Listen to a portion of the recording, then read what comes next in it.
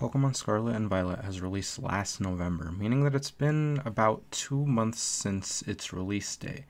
Now, I've been waiting a while to make this video because I am assuming that not everyone has played it since release date and has picked it up since Christmas. And if you have received it, I wanted to make sure that everyone was on the same page and knew what the starters were going to be before making this video.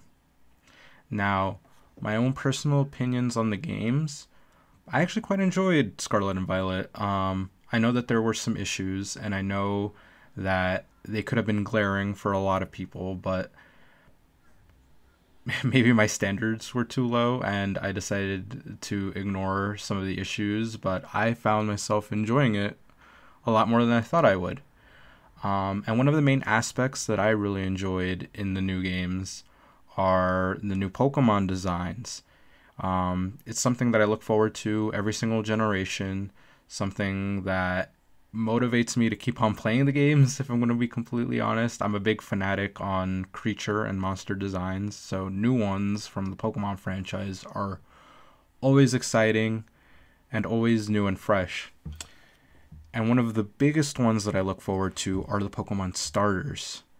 But it seems as of late, like in the more newer games, that the new starter designs seem to be a bit more, let's say, controversial. Not that there's anything controversial about the designs themselves, but there seems to be a split between what's a good and what's a bad Pokemon starter design. Now, this is all subjective, of course. What I consider to be a good Pokemon starter design could be completely different to what you consider to be a good starter design or what someone else might consider to be a good starter design. However, with the most recent generations, especially the last 2 or 3 generations, I've been noticing that there's been more of a split within the community on their opinions on the starters. I think this trend really started around Gen 7 and really took off in Gen 8.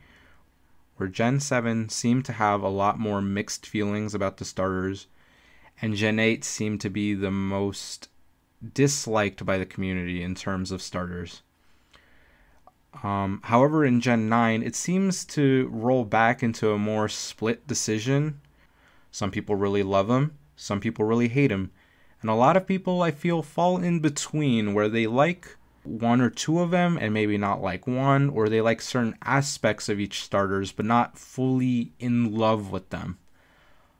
I fall into the more neutral territory of it, where I really like these starters. I really like them a lot, actually, but there's something holding them back a little bit for me where I can truly love them. But I still think they're great starter designs nonetheless. I think they're really good and are a huge step up since Gen 8. But since I do really like these starters, I thought I'd take a crack and try to elevate them into what I would personally like to see out of them. Or what I would have liked to see out of them would be a better way to say that. And now, I'm making this video not to say that I improve the starter designs, because that would be, I don't know, this seems a little disingenuous. But rather, I want to put my own spin on the Pokemon. I want to try to see if I can enhance the design in certain ways, or enhance certain elements, or scrap elements that I didn't really like or understand too much from the original designs. And for what I'm going to redesign, I think I'm only going to redesign the final evolutions of each of the starter lines. I don't necessarily want to redesign the entire line. I feel that would take way too much time. I might as well point out that my redesigns aren't going to stray too far from the original designs of the starters. I feel like there are a lot of people that are now attached to their starters, and I don't want to take away the elements that they really do like from their starters. So jumping into the redesigns, I decided to go in order of the Pokédex, which means Meowscarada goes first. For Meowscarada, one of these big design elements that I really wanted to change was their mask. One of the things that I really did like was the mask design throughout the entire line. The only thing for me in Meowscarada's case is that I feel like the mask was too differently shaped from its previous evolutions. It didn't keep the imagery going on of that leaf-shaped patterned mask And I really kind of missed that. I thought it really like brought in the whole grass type mixing in with the mask and masquerade aspects really well. So I decided to incorporate that back into the design. One of the main things that I wanted to add to Meowscarada is the fur tufts at the end of the arms that Florigato has in its design. I did this so Meowscarada can keep the glove looking aesthetic of the paw that Florigato seems to have. It would contribute well to the stage magician aspect of its design. Another thing that I decided that I would change would be Meowscarada's flower collar.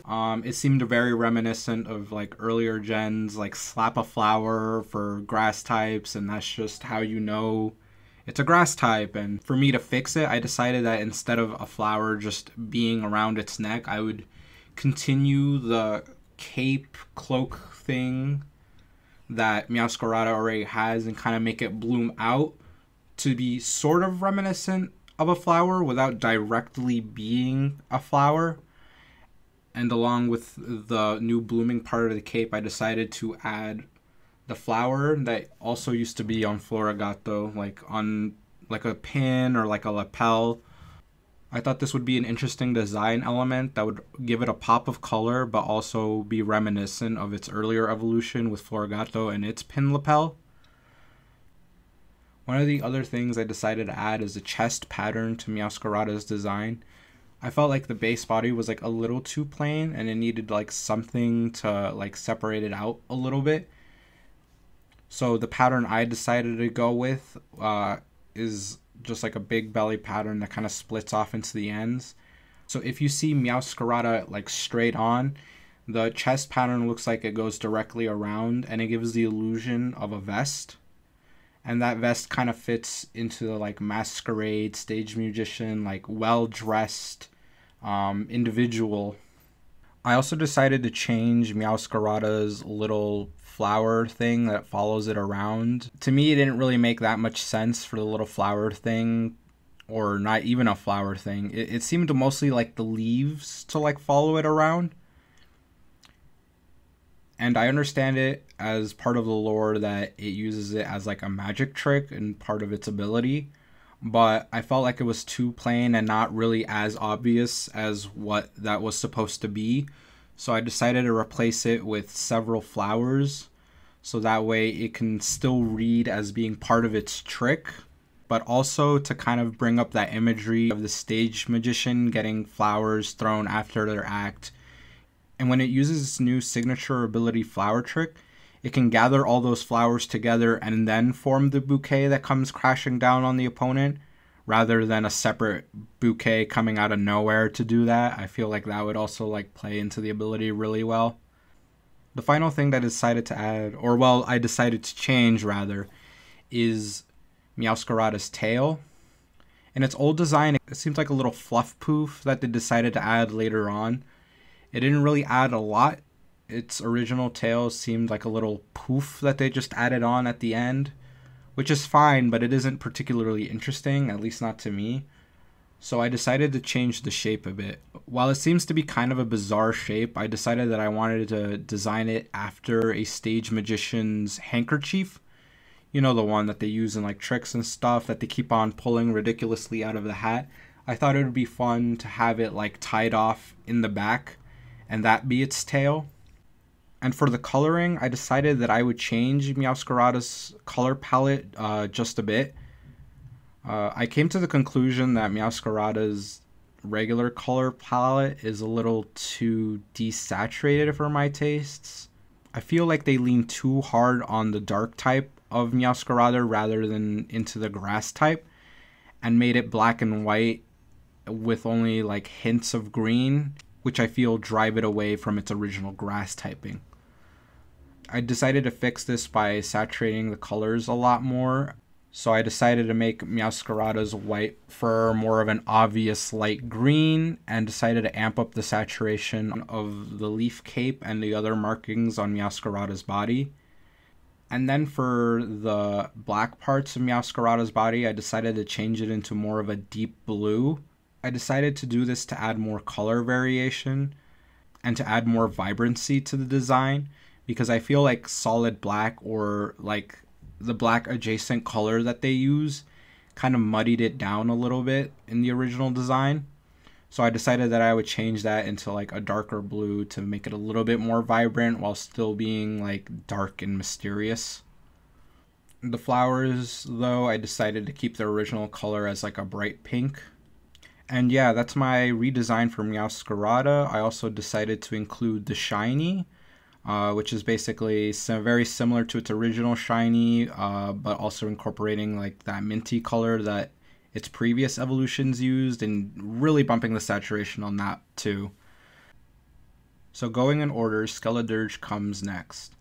Now, this is arguably one of the harder ones I had to design in my opinion, solely because it is one of the more popular designs, which makes it a harder one to redesign, because I feel like so many people already enjoy its normal design that would be very hard to improve upon it.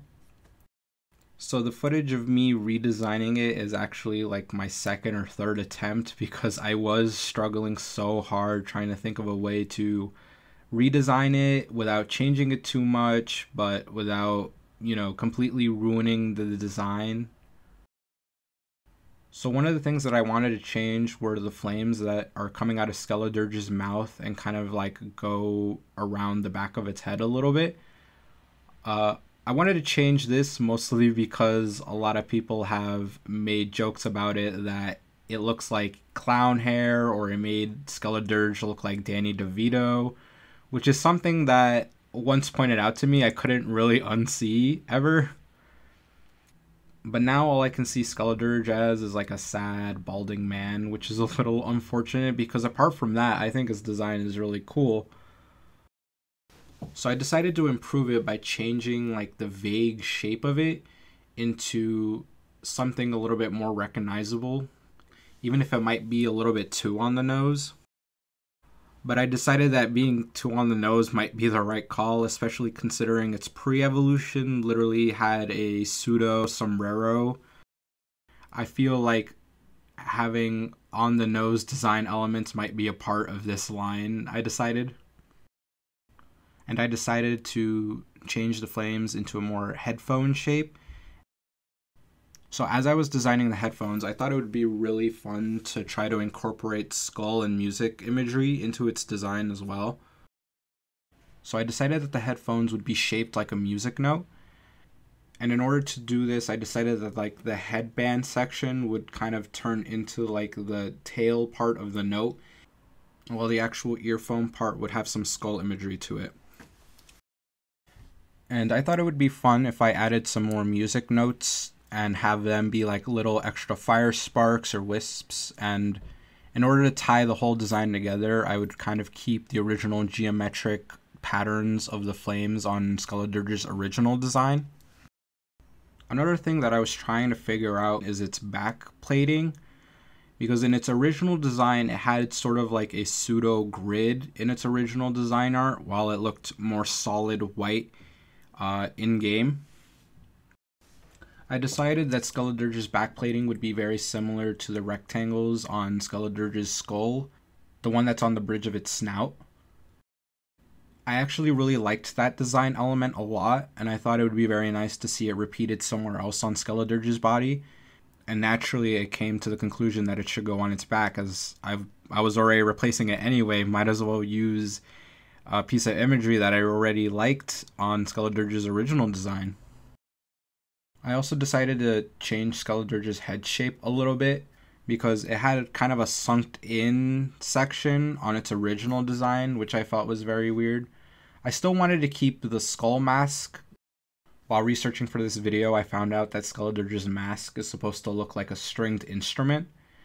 It's supposed to be like a lute of some kind, I believe, and that's why it has kind of like a rounded end with the long section being part of its snout. So I decided to keep that element the same, but I decided to change the back head of the shape a little bit more. The other design element that I decided to change while inking was Skeledirge's forearms. The design felt a little bit weird to me. I understand that they were trying to go for more of a bone motif, I guess, but something about it felt a little off to me. The way I decided to change it was by mimicking the plating that's on Skeledirge's chest. So I added those several platings to Skeledirge's forearms. One of the other things that I decided to change was Skeledirge's tail. So I decided to add segments to Skeledirge's tail to try to add more skeleton influences into its design. So when it comes to coloring, I decided to keep Skeledirge's original colors more or less the same. I really enjoyed them, so I thought it would be very nice to just kind of keep them as is. But with Skeledirge's new back design, I would add more color into its design, at least a tad bit more than it originally had. And I decided that the segmented tail would also be mostly white in order to amp up that skeleton imagery. And for Skeledirge's shiny, I decided to keep it more or less the same, keeping the bright pink instead of red. And then I also decided to incorporate some of the brown elements from Skeledirge's pre-evolutions. They seem to have some slight browns where the blacks were instead. But other than that, the shiny is pretty much the same. And lastly, now it's Quaquaval's turn. So when I first saw Quaquaval's design, I wasn't too sure what to make of it. I felt very off-put originally. I felt like it was too human, and there wasn't enough bird elements in its design for me. And my opinion definitely changed when I saw Quaquaval move in-game. It had a very distinct personality and such fluid movements that I thoroughly turned a 180 on this Pokemon and genuinely enjoy it now. That being said, I still feel like the humanoid design is a little bit off, so in my redesign, I decided to change a few elements to make it a little bit more bird-like without completely changing the design. I still wanted to keep it similar enough so that way it can still have that same movement and personality that it has in-game. So I decided to first start off by changing its wings. In its original design, its wings are a little bit more hand-shaped, and I understand that it was probably done this way so that way it would look more humanoid when it's dancing and moving around. However, I feel like it would still work even if it did have slightly more feathery wings, which I decided to give it in my design. I also decided to change the head adornment a bit. I really like its big poofy hair in its original design, but I felt like the eyebrow crown thing that it had was a little bit confusing to me. It felt a little odd to me, I don't know why, but I wanted to change it into more of a hair swoop that did turn into at least part of that eyebrow crown thing. Another thing I wanted to redesign were its feet. I feel like the thing that people wanted to be redesigned were its feet. Its feet become a little bit weird, to say the least. Its feet are a weird shape that have little pointed nubs at the end that aren't really like talons or anything. They're just kind of segment parts of the feet. It was such a bizarre choice, especially since the original design for Quaxley had such regular bright blue duck feet, which I found way more pleasant to look at than Quaquaval's new feet. I decided it would be for the best if I gave it regular duck feet and changed the colors back into Quaxley's original bright blue. And beyond those changes, there wasn't really a lot that I wanted to change about Quaquaval's design. For the colors, I decided they would be more or less the same.